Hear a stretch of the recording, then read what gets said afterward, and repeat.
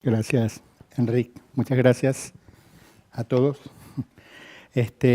Bueno, mi nombre es Alejandro y voy a tratar de compartir con ustedes un poco las experiencias y la naturaleza de los retos que hoy por hoy tenemos que estar enfrentando con el objetivo de tratar de reducir un poco el tema particular de esa ecuación grande que es la gestión, la seguridad hídrica y que tiene que ver con la reducción de desastres de carácter hidroclimático. Yo quería comenzar, vamos a ir un poco desde las cosas más generales hasta experiencias concretas, cosas que están ocurriendo, algunos programas en que estamos trabajando, para que ustedes tengan una idea de la naturaleza de los problemas que tenemos que enfrentar. Y yo quería empezar en el termo de esas generalidades con esta frase que hace muchos años le leía a Ortega y Gasset en la Rebelión de las Mas,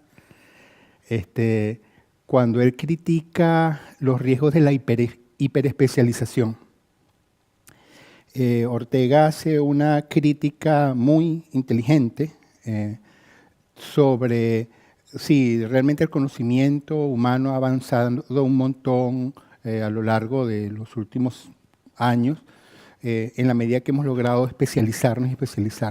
Pero hemos llegado a un punto, como él dice, parafraseándolo, en donde nunca antes tanta gente había sabido tanto sobre tan poco. Y esa realidad, a la hora de tú enfrentar grandes problemas del desarrollo, siempre presenta retos difíciles de articulación, de cómo nos ponemos de acuerdo para poder compaginar todos esos pedacitos y tratar de dar respuestas integrales a grandes problemas que tenemos. Entonces, la experiencia que yo voy a tratar de plantearles aquí son justamente el tipo de problemas de ese tipo con los que nosotros estamos eventualmente enfrentándonos. Y el problema sobre el que yo quiero hablarles es el tema de los riesgos de desastres, particularmente de carácter hidroclimático. ¿Okay?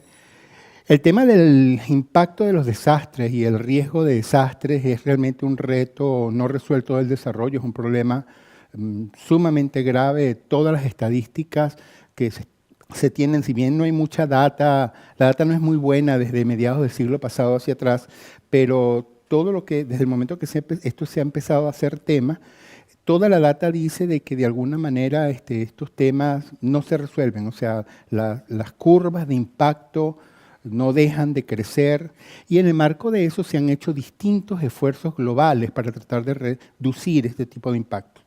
Uno de los más importantes fue sin duda una iniciativa que desarrolló la ONU, la Organización de las Naciones Unidas, en la última década del milenio pasado, que fueron los años 90. Ellos dijeron, vamos a dedicarle esta década realmente un tema que tenga en jaque a la humanidad. Y después de mucho discutir, a finales de los años 80, decidieron dedicarle la década de los 90 a generar como una especie de esfuerzo global para reducir el impacto de los desastres. Crearon una cosa que se llamaba entonces Decenio Internacional para la Reducción de Desastres Naturales. Así se llamó. Y realmente se hizo un esfuerzo muy grande a lo largo de ese decenio, pero ocurrió algo muy curioso, que cuando se hizo la evaluación al cierre de ese decenio, se llegaba a la conclusión de que nunca antes se había trabajado tanto globalmente alrededor de ese tema y nunca antes los desastres nos habían dado tan duro como en el decenio. Particularmente en el contexto de América Latina, que entiendo que hay muchos estudiantes de aquí, de varios países de América Latina, hubo una serie de eventos que fueron realmente calamitosos y demostraron que había realmente que hacer como una reingeniería sobre la manera como estamos conceptualizando el tema y qué es lo que estamos haciendo alrededor de esto. En el marco del cierre del decenio, de hecho, inclusive hay un discurso muy famoso que dio Kofi Annan, que era en ese momento secretario general de la ONU, y ese discurso hizo algunos planteamientos muy importantes que redefinían un poco lo que se tenía que hacer alrededor de este tema, ¿no? Dos extractos muy breves de ese discurso decían, primero, que el tema de que está más claro que el tema del desastre natural cada vez es más cuestionable. Porque realmente es un término que cada vez resulta menos incorrecto. Los desastres de alguna manera se construyen socialmente cuando tú generas productos de ocupación que de alguna manera construyen escenarios de riesgo y luego la naturaleza hace lo que siempre le toca. Los ríos reclaman lo que tienen que reclamar. Entonces, el tema es que hay como una especie de divorcio, hay un mal matrimonio entre las dinámicas del territorio, el territorio y sus dinámicas, y por otro lado, el ser humano y sus intereses. Y como no logramos de alguna manera compaginar eso mejor, obviamente, entonces tenemos esos desastres. Entonces, un elemento que él planteó fue eso, los desastres hay que empezar a... De hecho, si ustedes meten en Google hoy por hoy, disasters are not natural, se consiguen toda una comunidad ahí que defiende que hay que tratar de cambiar el enfoque porque los desastres no son naturales, ¿no? Y por otro lado, otro tema a los cual se le hizo un llamado muy importante en aquel momento fue que hay que dejar de entender que el problema se va a resolver solamente trabajando en preparativos de respuesta, sistemas de alerta temprana y cosas de ese tipo. Si no se trabaja mucho más en gestión prospectiva y gestión correctiva del problema, o sea, tratando de incidir en que el riesgo no se construya, no solamente en cómo responder de manera óptima en caso de que llegue una alerta, sino tratar de trabajar un poco desde tratar de poder reducir un poco los escenarios de riesgo. Eso no se va a poder hacer. El hecho es que este tipo de procesos de reflexión en el contexto iberoamericano, particularmente en el contexto latinoamericano, voy a sacar a España en este momento de la ecuación, ha generado una serie de cambios en la manera como desde las instituciones se ha ido entendiendo este reto. Inicialmente, nosotros por lo menos hemos estudiado todos los procesos de institucionalización para la gestión de riesgos que se han dado en la región, en todos los países de la región, desde más o menos mediados del siglo pasado. Y uno puede identificar que esas instituciones, la manera como se entendía el problema, primero era que lo que había que hacer era tener mejores bomberos o más bomberos, porque hay que reforzar los mecanismos de emergencia que ya tenemos. Ese era un poquito el enfoque original.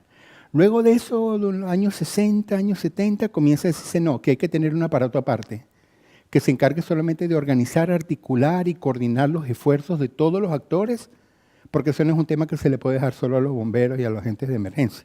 Entonces fue el momento de las defensas civiles o protecciones civiles. La mayor parte de los casos vino el concepto de las defensas civiles, un concepto que de hecho vino prestado de la Segunda Guerra Mundial y tenía un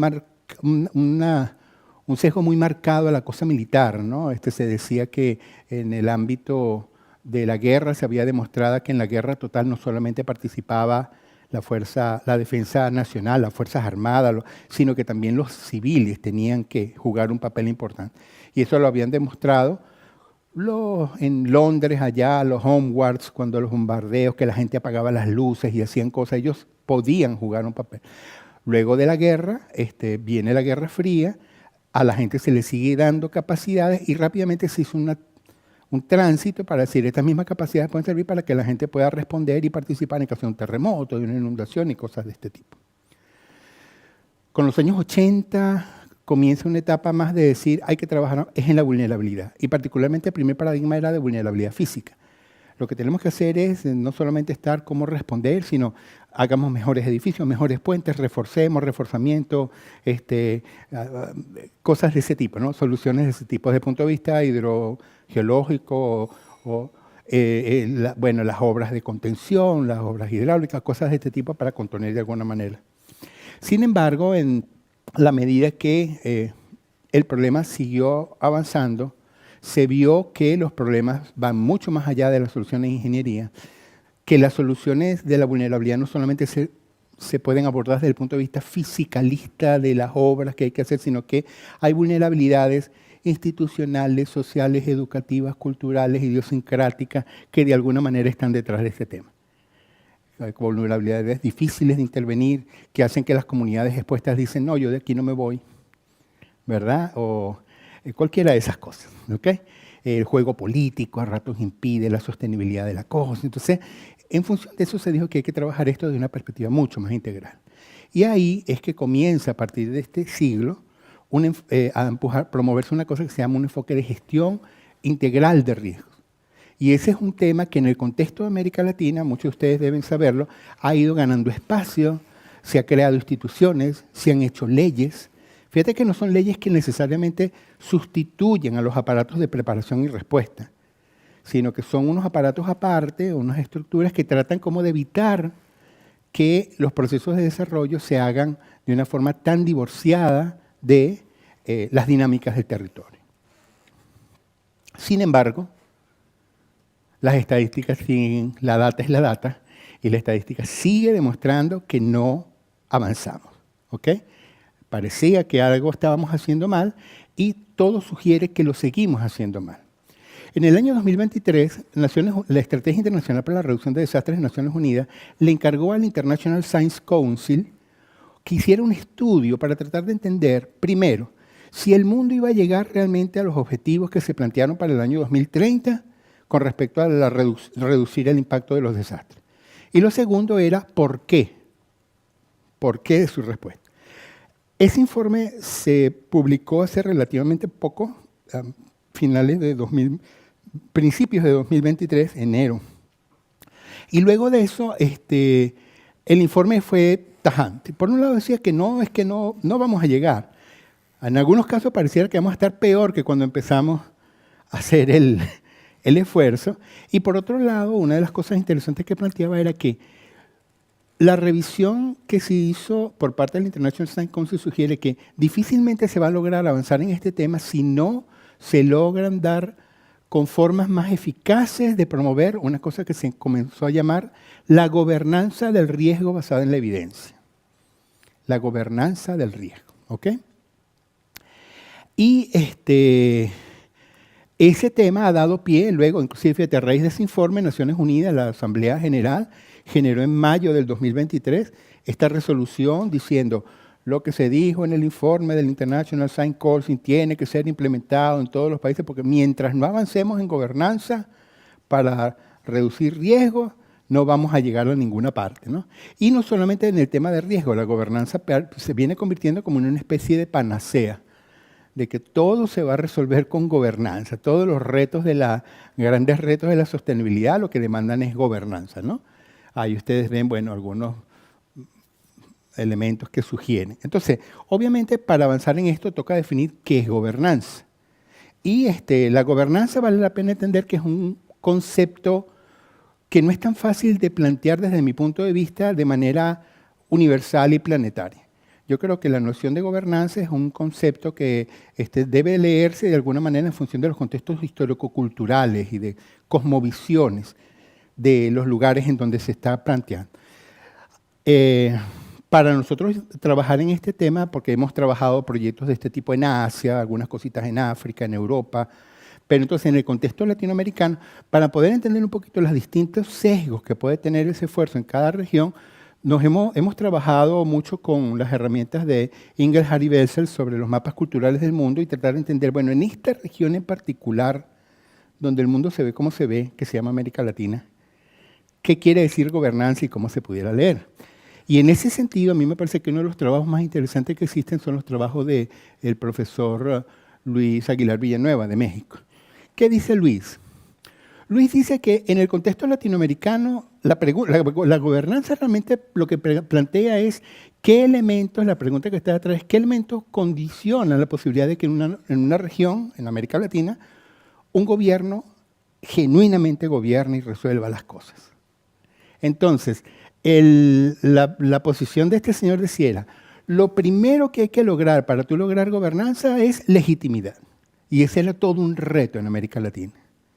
Porque América Latina viene de una trayectoria de golpes de Estado, militarismo, no sé qué. Él decía que ese era un reto que era muy importante, que se tenía que resolver y tardó mucho tiempo en resolverse, pero en la medida que se fue resolviendo este reto, ¿verdad? Bueno, él de hecho inclusive llegó a decir, ya afortunadamente lo resolvimos. Yo no creo que lo hayamos resuelto, en algunos casos estamos como involucionando, ¿no? Pero bueno, él decía que una vez que esto se tiene resuelto, entonces resulta que basta que tú tengas gobiernos legítimos el que tú tengas gobiernos legítimos no es una condición que te garantiza que esos gobiernos van a ser eficientes. Tú comienzas a darte cuenta que los gobiernos muchas veces no gobiernan, o sea, no pueden lograr de alguna manera las transformaciones y los compromisos que asumen, producto de distintos temas.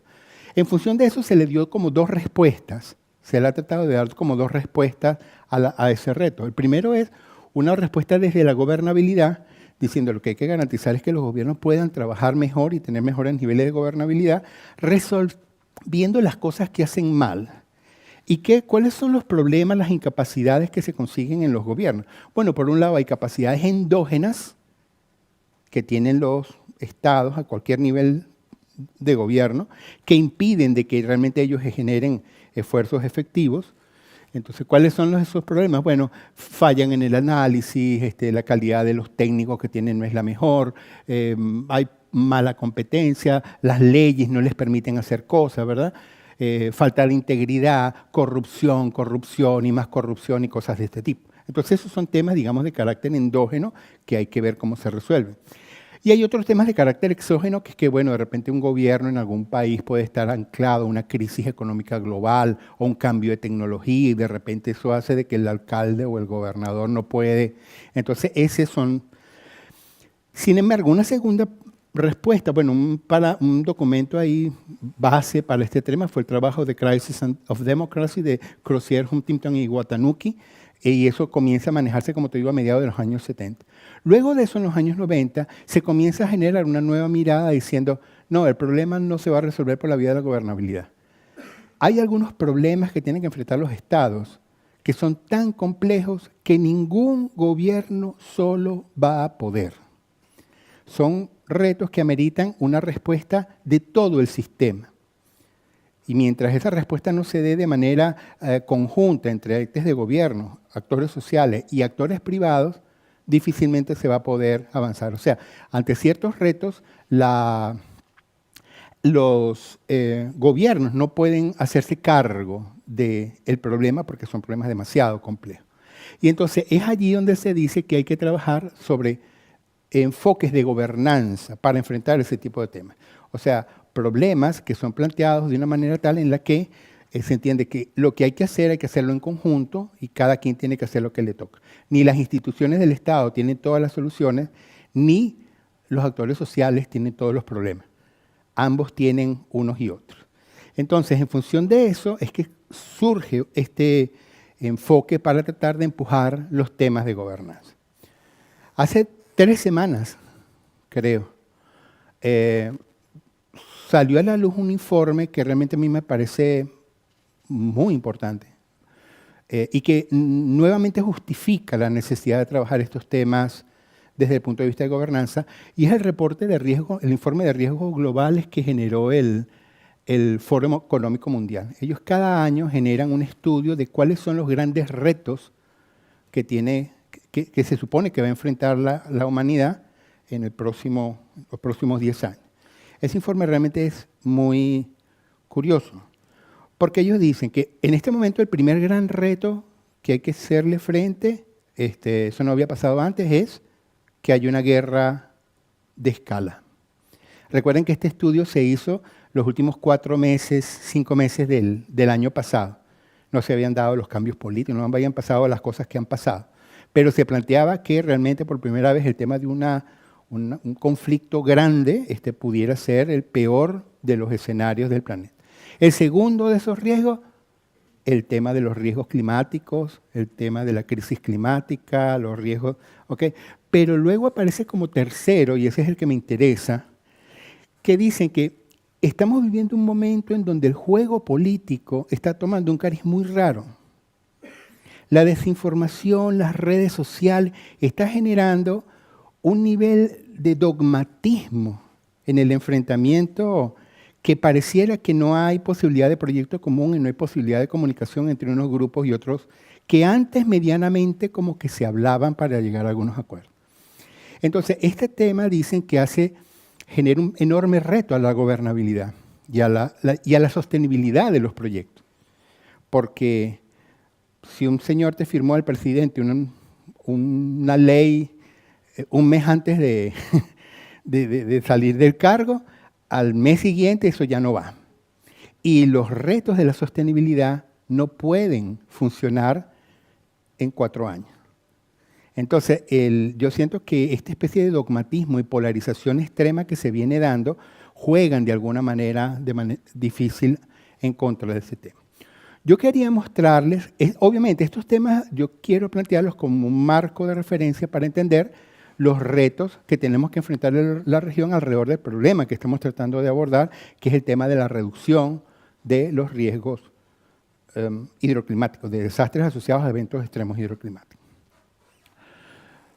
Yo quería mostrarles ahora, de una manera un poquito más aterrizada, más concreta, este video, que es un video que recoge una experiencia que, en mi opinión, le parece más importante que se viene dando en el contexto de América Latina y el Caribe para tratar de fomentar la gestión sostenible de los recursos hídricos. Esto no es teoría, ni es un libro. Estas son cosas que están pasando hoy, y para ello yo quisiera, bueno, toca improvisar, no importa, eso pasa de vez en cuando. Entonces, fíjense, el proyecto Hydrovit, entonces, lo que parte del principio es que el Banco Interamericano de Desarrollo ha tratado de promover una gestión cada vez más sostenible del recurso hídrico en los países, y eso lo han tratado de generar con herramientas de ciencia y tecnología. Han trabajado entonces una iniciativa que se llama Hydrovit, que es un grupo de modelos numéricos que simulan la gestión de recursos hídricos y que sirven para tomar decisiones. ¿Okay? Trabajaron inicialmente en temas de gestión de cuencas, ¿verdad? En un primer proyecto, el Hydrovit One. Luego se colocó un modelo de demanda, que es el Hydrovit Alloc, y desde hace un tiempo para acá vienen trabajando con un modelo que se llama el Hydrovit Flood, que es el espacio donde yo más estoy trabajando. Estas son unas herramientas realmente muy potentes. Tendrían que mirar un poco en detalles de qué va. Es una iniciativa completamente gratuita que le brinda el banco a los países para que la gente de alguna manera tome decisiones de la mejor manera. El trabajo de esta iniciativa se soporta en unas comunidades prácticas que existen en todos los países de América Latina y de hecho de Iberoamérica. Nosotros estuvimos hace poco, a finales de diciembre, el profesor Juan Antonio, Enrique y yo estuvimos en una reunión, en el 5º encuentro de comunidades prácticas, y en el marco de ese encuentro, una de las cosas que se planteó fue, bueno, una vez que hemos lanzado el modelo ha demostrado ser muy potente, tiene una cantidad de bondad. Esos trabajos que se hacen, en buena medida se hacen esencialmente con apoyo del sector académico. Ellos brindan apoyo para que los chicos hagan tesis, dan la data. Ellos tienen una base de datos que es como uno de sus bienes más preciados, con todas las cuencas del continente americano. Yo no sé cuántas son, 30.000 cuencas, unos números. Y los números de este programa realmente sorprenden. El programa está en 24 países, han trabajado con más de 2.000 agencias vinculadas a la gestión de recursos hídricos, y ellos están trabajando en este momento en función de generar una red, unas alianzas con el sector académico, con universidades, para ver en qué medida estas cosas se pueden dar, ¿no? Yo formo parte del capítulo de España, bueno, junto con Juan Antonio y con Enrique y otras personas, pues que vienen trabajando en este tema. Ya hemos desarrollado algunos trabajos de tesis utilizando estas herramientas para solventar algunos temas. Y en el marco de eso, entonces, se viene promoviendo un abordaje como mucho más integral de la problemática del riesgo de inundaciones. Y cuando me refiero a un abordaje más integral, es que el problema hay que mirarlo mucho más allá del problema de la preparación y respuesta y de los sistemas de alerta temprana, que es un poco el enfoque predominante que tú ves aquí, alrededor de lo que pasó en la Dana, que si AEMET avisó a tiempo, que si no avisó a tiempo, que si... Pero el problema no es solamente un tema de alerta temprana. Hay que entender que los sistemas de alerta temprana son solamente un componente del problema grande que tiene que ver es cómo optimizamos los protocolos de preparación, respuesta y alerta. Por otro lado, hay que desmitificar un poco el tema de la solución que realmente te brinda un sistema de alerta temprana. Los sistemas de alerta temprana son esencialmente un abordaje sintomático del problema del riesgo que se construye. Entonces tú construiste, ocupaste donde no debías, generaste, y entonces ya que tienes todo ese hervidero allí, lo que te toca es definir, bueno, cómo la gente puede a la hora de algo salir, pero eso no acaba. Inclusive, si el sistema de alerta temprana funciona adecuadamente, eso no resuelve el problema porque las casas no desalojan, los hospitales no desalojan, las escuelas no desalojan y la devastación va a ser la devastación. Entonces, por otro lado, hay un tema también que los sistemas de alerta temprana no son solamente el monitoreo y la alerta. Un sistema de alerta temprana siempre se entiende que tiene por lo menos 4 componentes: el monitoreo, que es lo que hace aquí la EMET, un tema de mapeo local, bueno, esas lluvias, hasta dónde llegan y dónde, y cómo. Luego está el tema del fortalecimiento de la red institucional que tiene que articularse ante la posibilidad del evento, y luego unas comunidades que tienen que saber qué hacer. Y hay una máxima en el diseño de sistemas de alerta temprana, que es que un sistema de alerta temprana es tan bueno como el peor de sus 4 subcomponentes.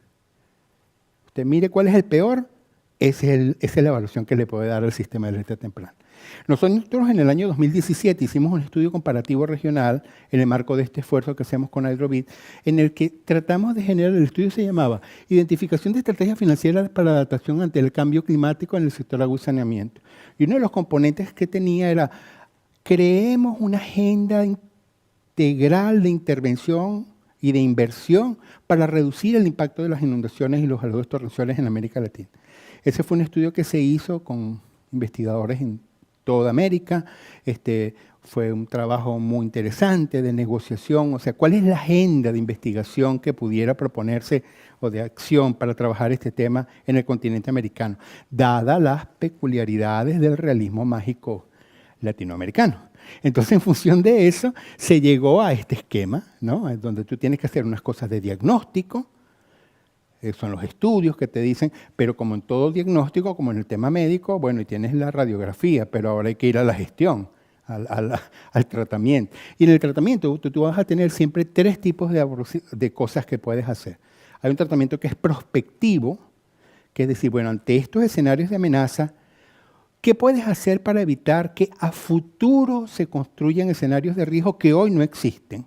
Y eso es un tema de ordenación urbana, de planificación, o en una escala individual, de definir dónde compro o no, o dónde alquilo o no yo mi piso. ¿Ok? Eso es gestión prospectiva.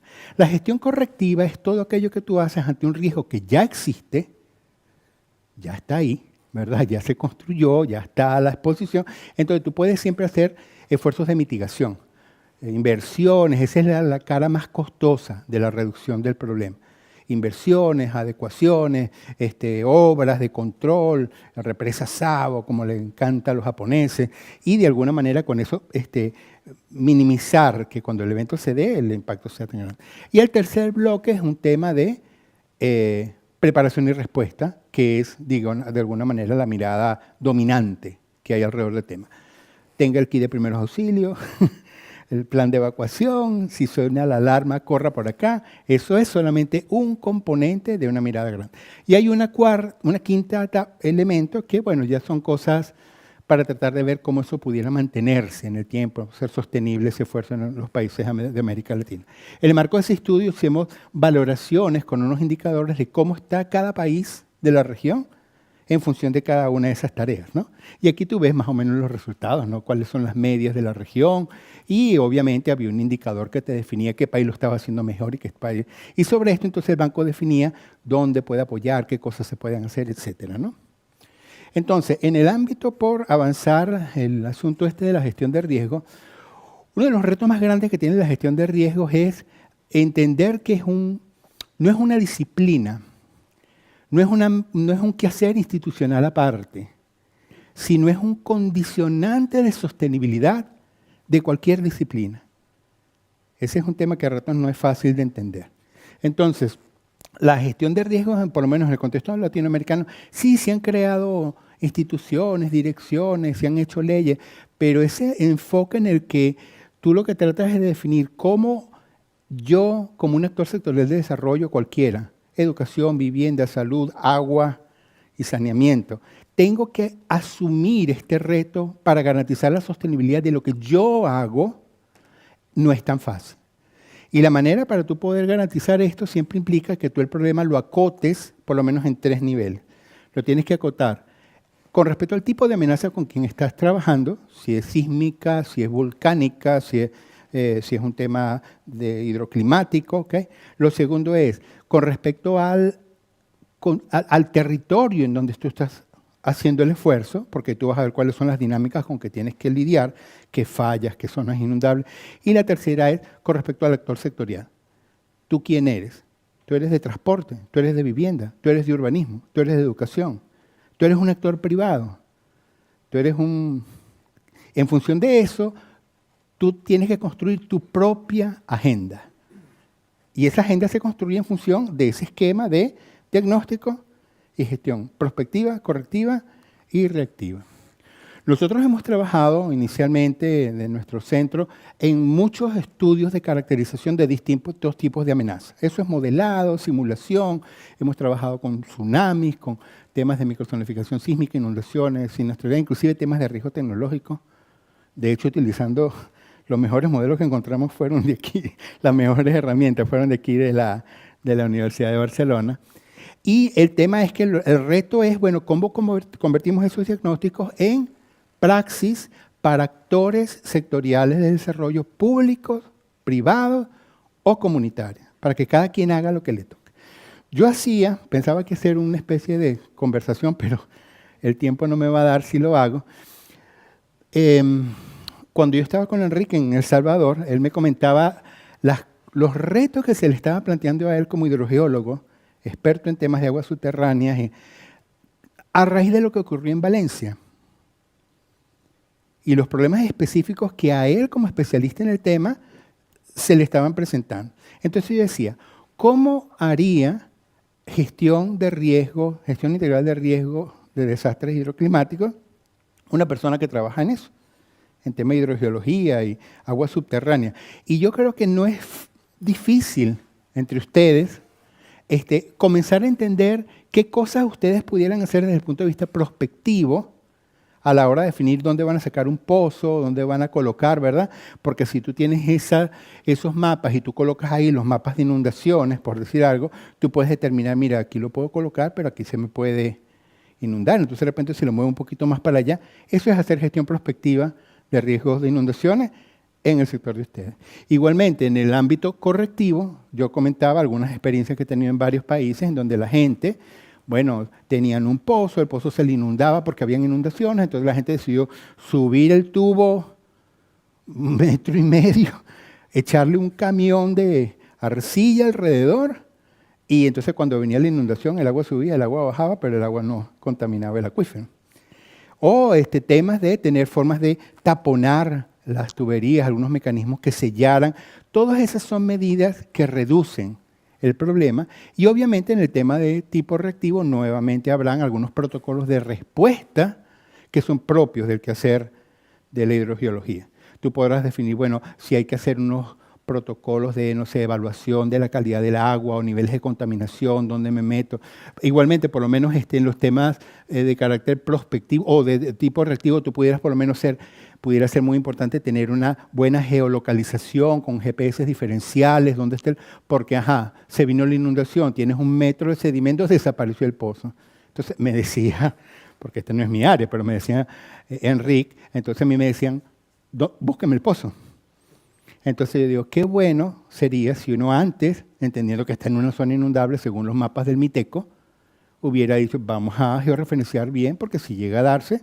Entonces, lo que les quiero hacer ver es que rápidamente, cuando el actor tiene el esquema y conoce su ámbito sectorial de acción, rápidamente él comienza a generar cuál es su agenda específica en la temática.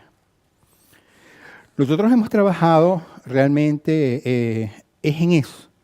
Cómo ante distintos tipos de actores uno puede llevarle agendas de este tipo y demostrarle con análisis costo-beneficio la rentabilidad que tienen hacer estos esfuerzos. Entonces, por lo menos este es un estudio, este es un tema apasionante. Realmente yo comentaba hace poco en un almuerzo que de las mejores experiencias que yo he tenido trabajando este tema, curiosamente ha sido con el sector privado. Más que con ningún actor institucional en ninguno de los 35 países en donde hemos trabajado haciendo cosas. Porque las instituciones son como son, ¿verdad? El actor que estás hablando en la institución, bueno, tiene los 4 años o los 3 años que va a estar allí. Por otro lado, si puede ser de que tú estés hablando con él y entonces él siempre, como decía el decano, él siempre piensa puede estar pensando en la tercera derivada porque tú estás tratando de resolver un problema técnico y no sé qué, pero él saca por otro lado la cuenta, pero y políticamente, ¿qué factura me va a pasar esto si yo le pido esto al gobierno nacional y entonces si el tipo me responde, yo qué le digo al partido y cosas de ese tipo? Uno que es técnico y menos si uno vive en la zona de amenaza, a uno realmente esa tercera derivada le interesa muy poco, pero el que toma la decisión, no. Entonces, en función de eso, hay un estudio que nosotros hicimos para el sector privado, que creo que recoge de una manera interesante cómo tú le puedes vender al sector privado desde una perspectiva de sostenibilidad de negocio, que esa no la vas a ver en ningún quehacer de protección. Tú le puedes decir al sector privado, mire, desde el punto de vista de sostenibilidad de negocio, si usted invierte en esto para la mitigación y reduce y toma estas decisiones y organiza el inventario de tal manera y a la hora de alquilar una nueva oficina tome en cuenta los mapas de microzonificación, de exposición, mire cuánto dinero se gana, mire cómo se posiciona sobre la competencia. Entonces, esos son temas muy interesantes porque le generan el contexto. En el ámbito de los actores sociales es esencialmente lo mismo. Lo que recientemente ocurrió en Valencia te deja ver muy bien lo duro de la factura que eso se puede pagar. Yo de hecho les invitaría nosotros tuvimos hace poco una conferencia en diciembre en donde comparábamos 2 desastres importantes. El desastre de Vargas que ocurrió hace 25 años en Venezuela, uno de los peores desastres del siglo desde el punto de vista de aludes torrenciales, y la Dana de Valencia. Los 2 conferencistas de ese evento están aquí, la doctora Teresa Guevara, que es una experta en América Latina en temas de arquitectura sismo resistente y gestión urbana en contextos de riesgo, y el profesor Juan Antonio. Y el análisis que ellos presentaban era muy interesante, ¿no? Pero no es necesario volver a hablar de Valencia, que todo el mundo estaba hablando de Valencia. Hay otros ejemplos que son como muy interesantes, que te demuestran la naturaleza del reto que esto implica y las cosas que pueden pasar cuando la gente realmente tiene la información a tiempo y se le da la posibilidad de tomar sus propias decisiones. Este es un caso que nosotros analizamos, a mí me pareció muy interesante, ocurrió en el septiembre del 2021, allá en Extremadura, en Covisa, un pequeño poblado. El poblado había generado unas soluciones habitacionales, unas casas muy bonitas, pero en una zona que se sabía, según los estudios del MITECO y los mapas que están ahí disponibles, que eso estaba en una zona inundable. Este era un video que no les voy a mostrar porque no tiene el audio para no perder tiempo en eso, pero lo curioso es que ocurrió lo que tenía que ocurrir. O sea, vinieron unas lluvias, el agua creció, tumbó unas paredes, unas cosas, y pues nada, las personas perdieron un montón de dinero. Yo tuve la oportunidad de investigar un poco qué había pasado allí, qué había ocurrido luego. Llegaron las ayudas del gobierno a los damnificados, cómo fue el proceso. Y realmente las respuestas que te da la gente son muy interesantes. Lo primero es que la gente no aqueja que la Protección Civil no lo hizo bien, no, ellos hicieron lo que podían en el tema de la preparación y la respuesta. Pero la gente aqueja que nos venden pisos donde no deben. ¿Cómo es posible que me vendan una casa y no me digan qué, verdad? Cuando tú te compras una casa, nadie te dice que estás en una zona en riesgo de inundación.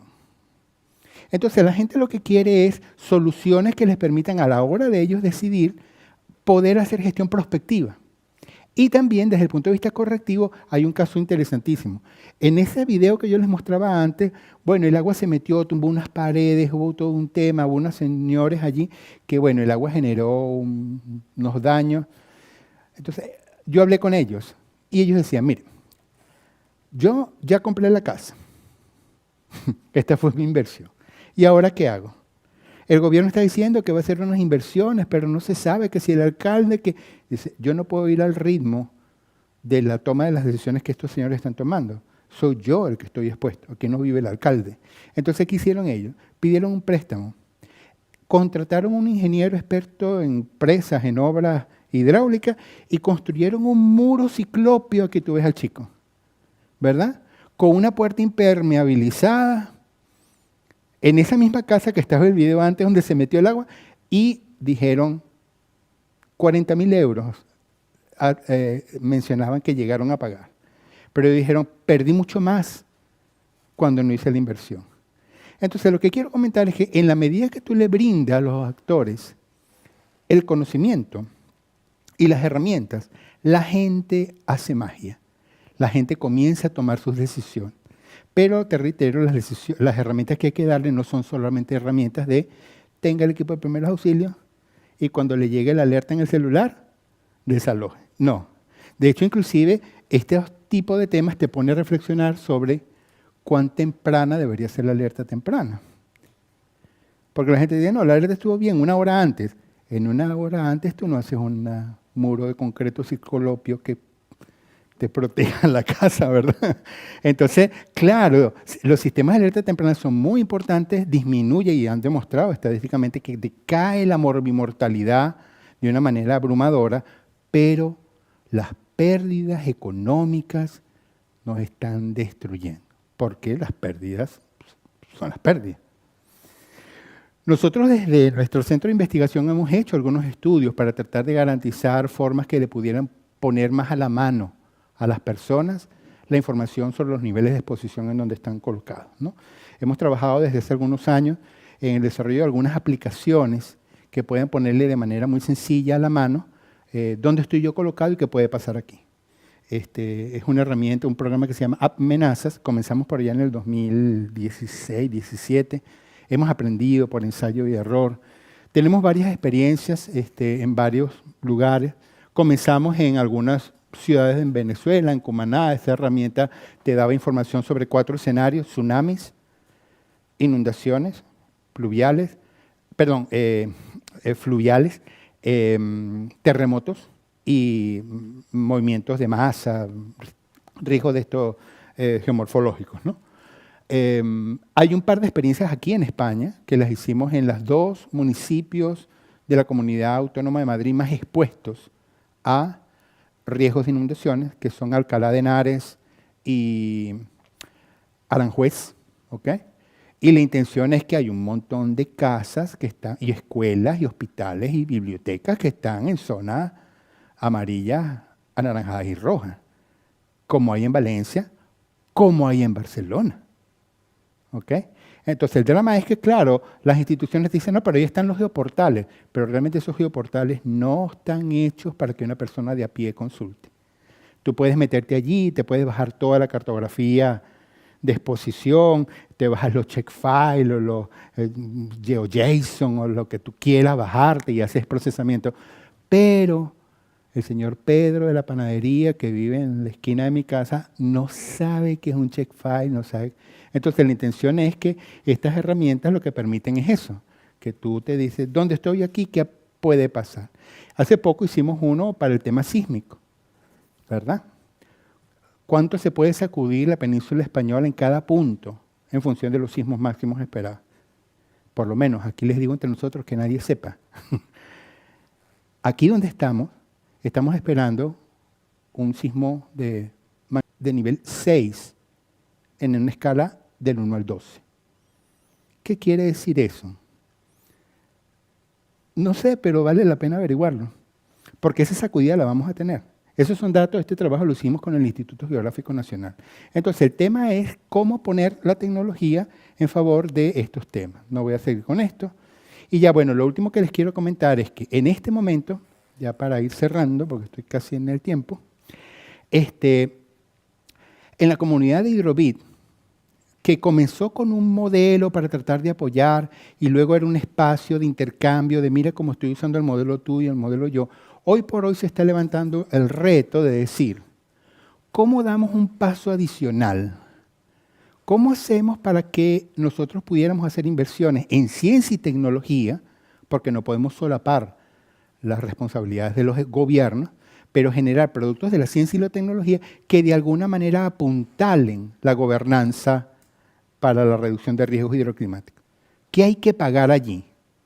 Y ese es un reto interesantísimo porque la investigación que hay que hacer no es tan de ingenierías, no es tan de ciencias puras, ¿verdad? Ahí hay que meterse con temas quizás de estudios de percepción social de riesgo, cómo lo lee la gente, por qué las instituciones son como son, cuál es la mejor manera de entrar en una gobernación para que el programa se mantenga en el tiempo, qué estudios de casos son interesantes y nos enseñan cosas alrededor de este tema. Para nosotros avanzar en este tema nos estamos basando en una experiencia muy interesante que vivimos en el año 2001. En el año 2001 yo era catedrático de una universidad, daba clases de posgrado, de pregrado en estos temas, era investigador, y se crea un Ministerio de Ciencia y Tecnología en Venezuela. Y el objetivo era, vamos a sentar al sector conocimiento en el Consejo de Ministros para ver cómo apoya. Lo curioso es que acababa de ocurrir un enorme desastre hidroclimático y entonces se dijo, uno de los programas bandera que vamos a lanzar es un programa de investigación aplicada a la reducción de riesgos de desastre. Y el ejercicio es interesante. Es como que llamen a mi amigo Enrique y le digan, ahí tiene $5 millones. Haga investigación para que los desastres no nos den tan duro. Entonces la pregunta es, ¿por dónde empezar? ¿Investigar qué? ¿De qué se trata? Nosotros nos tomamos 8 meses para tratar de hacer un diagnóstico nacional de cuál era la problemática del país y de esos problemas que habían, cuáles pudieran ser susceptibles de ser mejorados con productos de la ciencia y la tecnología. Porque si tienes el nepotismo, la falta de formación de los no sé qué o la corrupción, ¿cómo tú generas con un software? No está tan fácil. Pero aquello que se podía resolver, se trató de resolver. Se identificaron de cara a esa agenda 12 áreas estratégicas en que se tenía que trabajar y en cada área estratégica, esto no lo puede leer nadie obviamente, se identificaron entre 5 y 7 problemas neurálgicos. Hay que generar un software que resuelva este tema para que los ingenieros puedan tener los parámetros de diseño sismo-resistentes sobre los estudios tales a la mano, sin tanto papeleo. Entonces eso se licitaba. Eso es lo que se hacía como política de investigación científica. Entonces, cuando tú abrías la convocatoria no salía como suelen salir, que es en función de la oferta que llegue.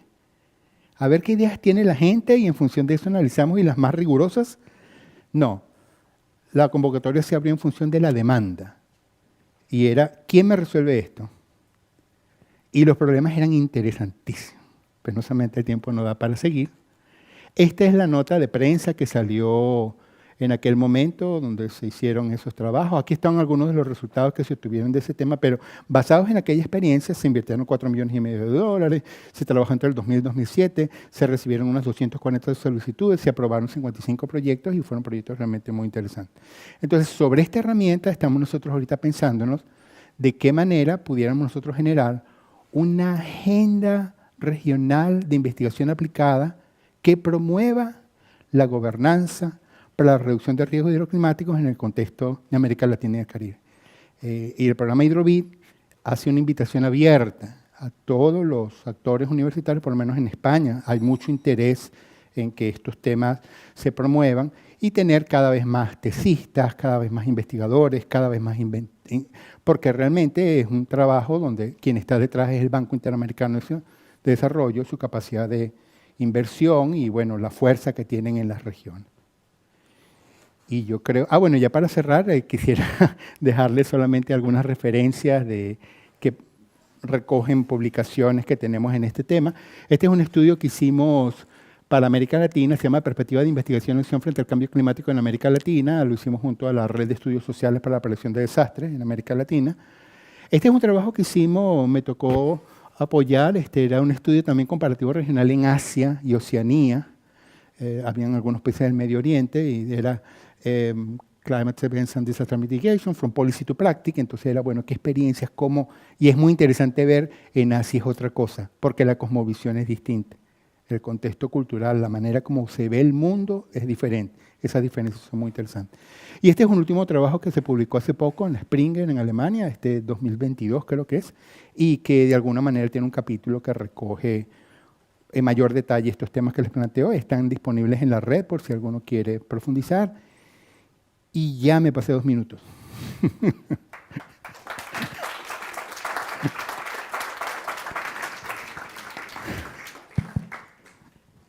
Muchísimas gracias, Alejandro. Ha sido una charla